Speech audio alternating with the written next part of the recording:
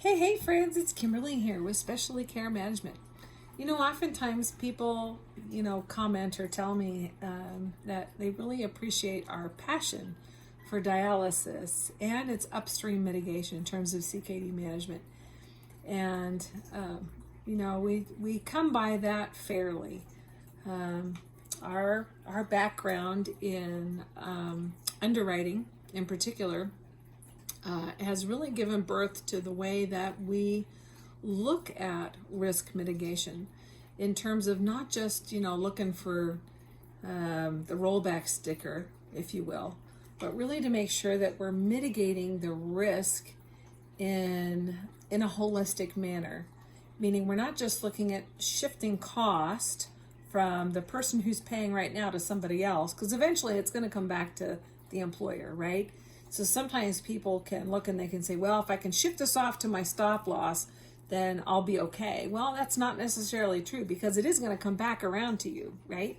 So when we look at mitigating the risk of dialysis in terms of cost, we're really looking at how do we mitigate that for all those parties involved. And that's largely how we came up with the case rates that we develop for that when we individually underwrite. And especially in light of the Supreme Court decision, this latest decision from the Supreme Court really gives a lot of backing for employers and employer-sponsored health plans to be able to really carve out creative and precise solutions for their plans. Now, the higher the risk, the more precise you want your solution to be, and the more expertise that you want to bring into play. And that's true for a lot of things, surgeries, your healthcare, and for mitigating risk with a solution like ours. And in terms of our CKD management, the way that we mitigate that risk of dialysis upstream in terms of either halting the progression of kidney disease or slowing that down, really that comes from years and years from a clinic. I'll just share a story. Some years ago, I sat across a lot of coffee tables and kitchen tables and armchairs, really belly to belly with people who were struggling with kidney disease and did not know it. Matter of fact, one of my favorite patient stories I share often was a gal who originally, the nurse, I was called out really just because this person had weeping leg sores. She had lots and lots of problems, and wound care was what drew the nurse out there. One thing that we noticed in the assessment is that the reason why she was medically and physically in the position she was because her diabetes was terribly uncontrolled. Many people I've worked with, their blood sugars have gone from 50 to 500. They'd swing like that within a day, right? Or several times a day. And that has consequences. Uncontrolled diabetes absolutely leads to heart disease and obesity and inflammation and kidney disease, among other things. And so, in looking at her situation, she'd been like that for a while. There was nothing pressing for her, right? Sometimes, you think about it and you think, how can members, get to this place and not know it? Well, it's kind of like if you're climbing an altitude on a slow, steady trajectory, you don't notice it, right? It's slow and insidious. And there's this concept, hedonic adaptation, we talk about, right? And we adapt to emotional circumstances, physical circumstances, we adapt. And so when somebody's steadily climbing, they don't notice that pretty soon they're at a high altitude, right? Now, if you go really fast, you don't feel good, right? If you go up, like you look at a diver, for instance, they go up or down really fast, they get the bends, it's not a comfortable feeling, it has lots of in-your-face kind of problems. But when you make those ascends and descends slowly, those changes are imperceptible. And that's how members get to the positions that they find themselves in.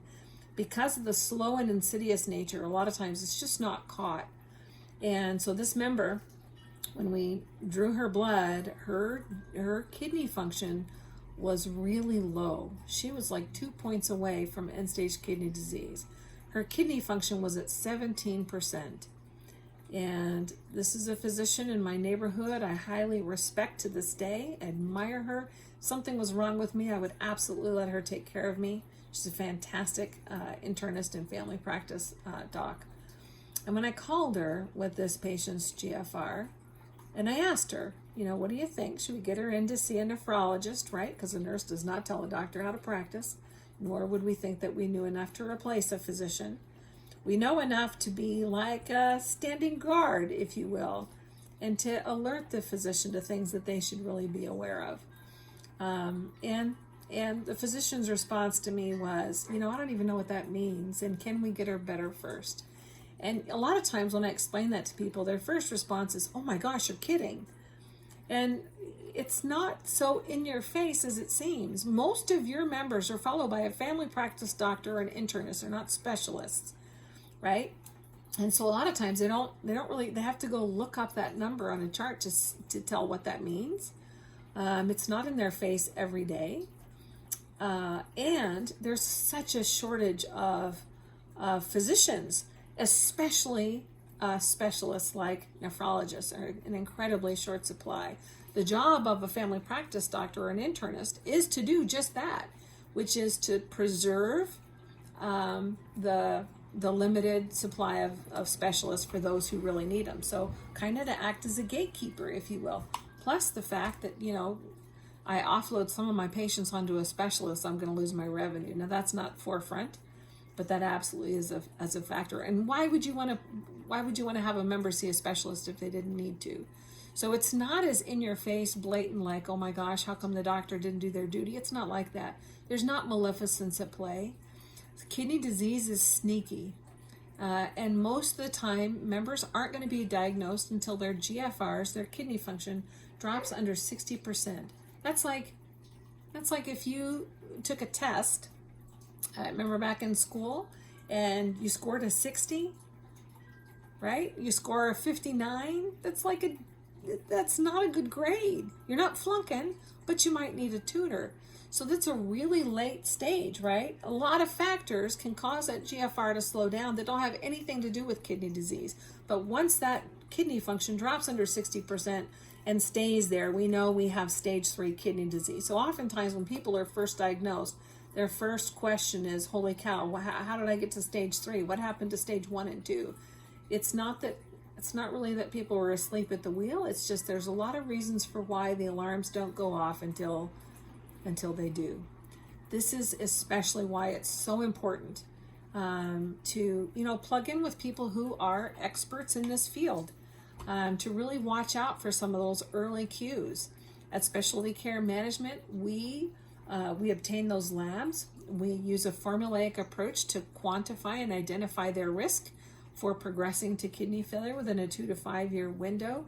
That's so that you can make sure that you're spending those case management dollars, those specialty case management dollars, on the people who really are going to benefit. And that's going to show up for you in terms of an ROI.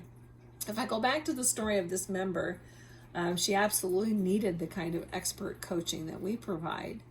And within 2 months, we had been able to help her double her kidney function.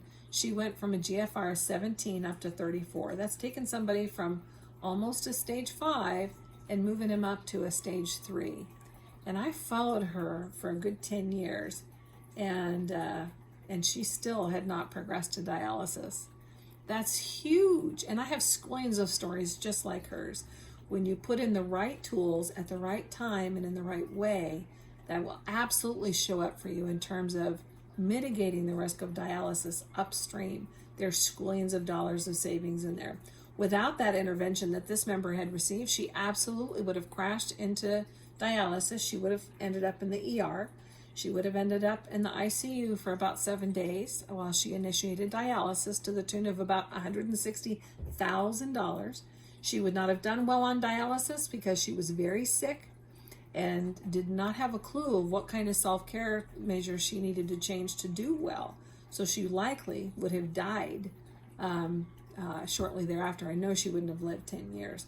This is the kind of impact. So absolutely, this program that Specialty Care Management offers absolutely delivers on in terms of an ROI for you and in terms of outcome for your members. And it's funny and a beautiful thing that those two things really do go together. When members have good outcomes, ROI will be there. It will absolutely show up for you. If you are working with a case management company and you're not seeing ROI, there's a reason for that, right? If you're using the right program in the right way, it will absolutely always deliver an ROI for you. If you have questions and you want to know more about why our program is so different and unique and what we can do for you and your members, it truly is one of our favorite things to talk about and a personal passion here at Specialty Care Management. Make it a great day. Bye, friends.